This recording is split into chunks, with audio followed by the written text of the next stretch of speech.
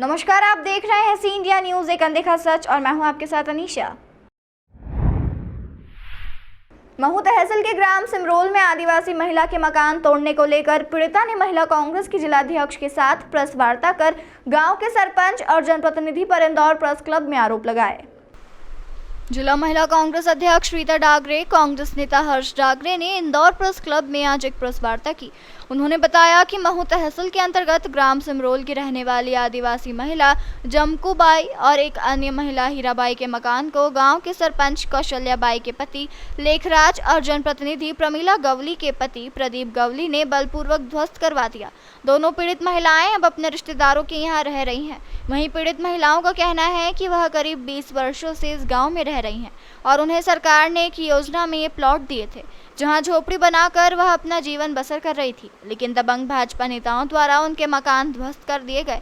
इस मामले में गांव के पूर्व सरपंच दिनेश तलवाड़ी की माने तो क्षेत्र की विधायक और मंत्री उषा ठाकुर भी इस मामले में मोहन है। उन्होंने सरपंच पर भ्रष्टाचार के कई गंभीर आरोप लगाए। उन्होंने बताया कि पीड़ित महिलाओं को बिना कोई नोटिस और सूचना दिए दल बल के साथ प्रशासनिक अधिकारियों ने उनके मकान तोड़वा दिए और पीड़ित महिलाओं को बेघर कर दिया। सर है ना, 15 दिन से मेरे को धमकी दिए जा रहे थे, शराब पिला के लाके गाँव वालों को और गाली गुप्ता करवाई उन्होंने। 15 दिन से धमकी दिए जा रहे थे वो।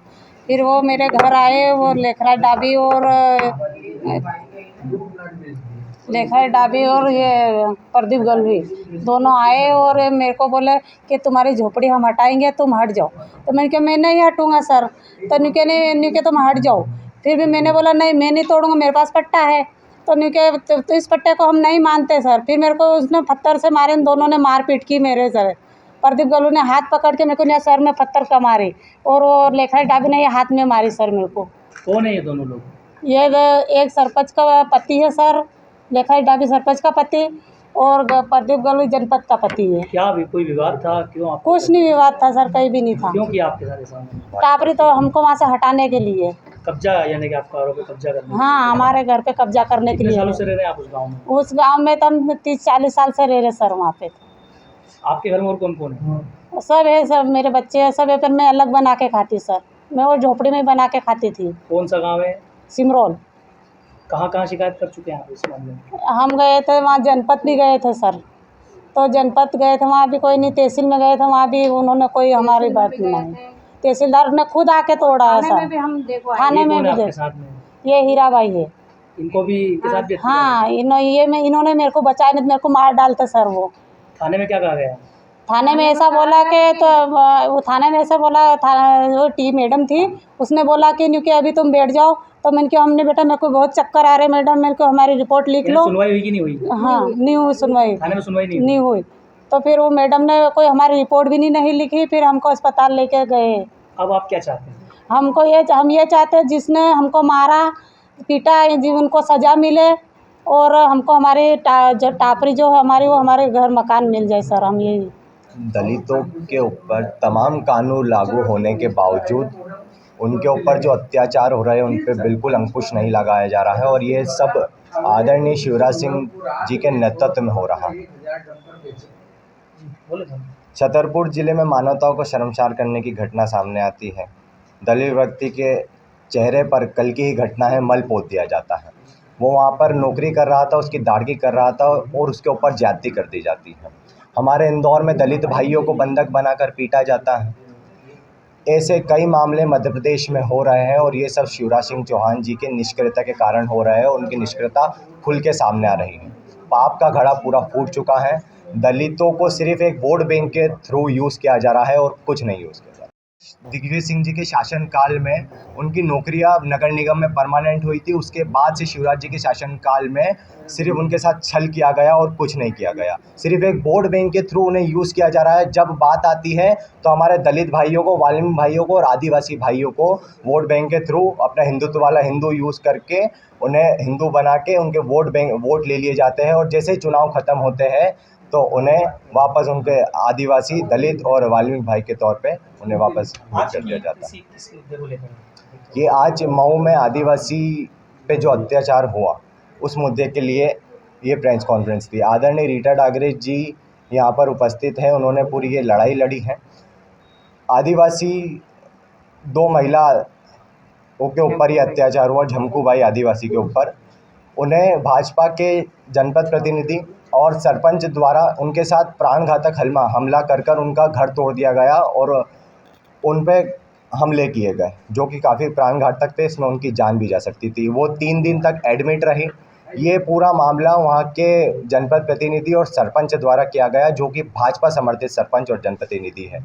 झमकू भाई आदिवासी और वहाँ की स्थानीय विधायक उषा ठाकुर जी, जो कि राज्य शासन में मंत्री भी है, उनके नेतृत्व में ये पूरा मामला मऊ में हुआ और वो चुप्पी साधी हुई। तो ये क्यों हो रहा है? क्यों दलितों और आदिवासियों पर अत्याचार बढ़ते जा रहे हैं? क्या नाम है, कौन सरपंच है?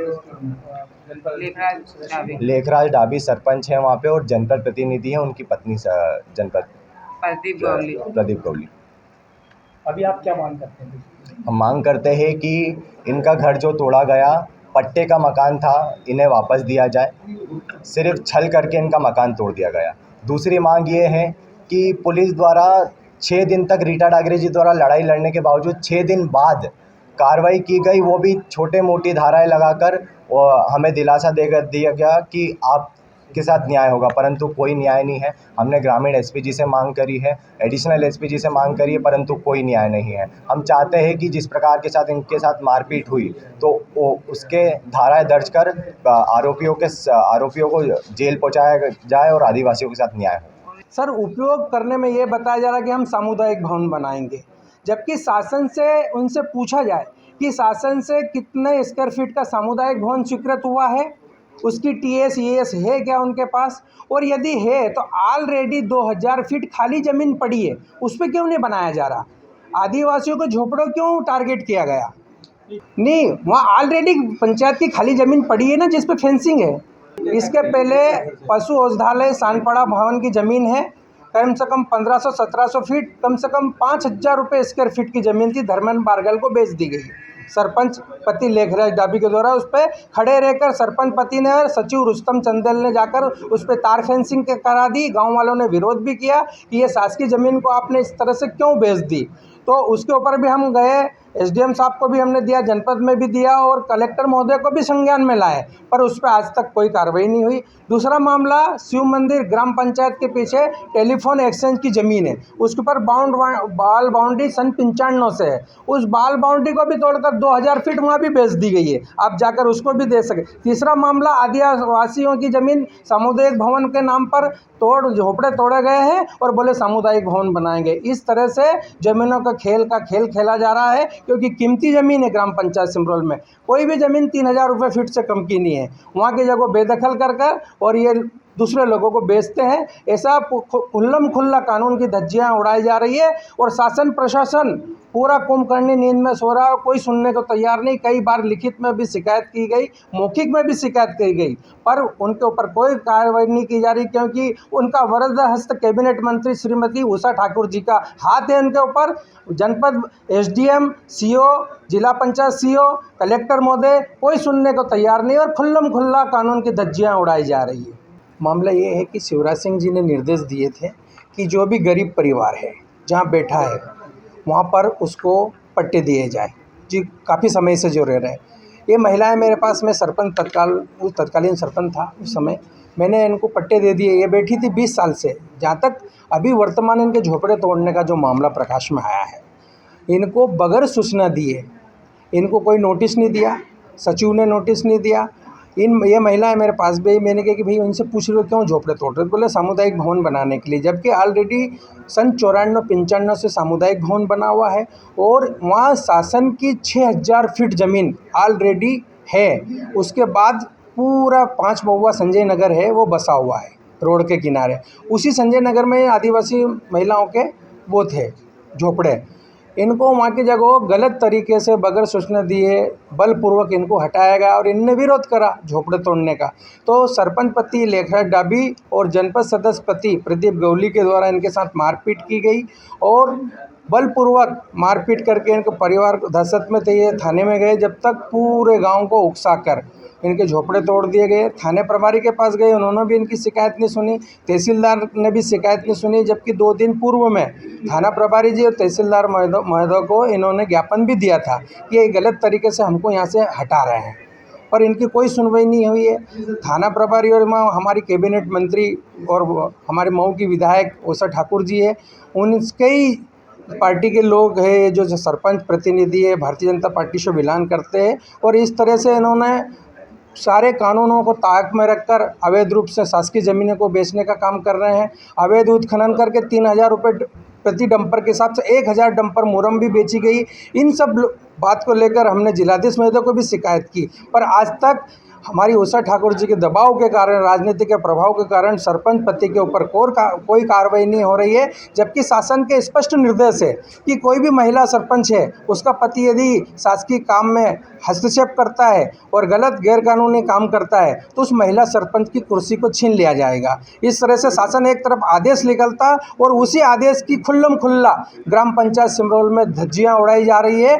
और आप वहाँ गाँव में आकर देख सकते हैं, गाँव वालों से भी पूछ सकते हैं किस तरह से वहाँ की जगह कानून के खिलाफ जाकर काम किया जा रहा है। तमाम खबरों के लिए जुड़े रहिए हमारे साथ और देखते रहिए सी इंडिया न्यूज़, एक अनदेखा सच।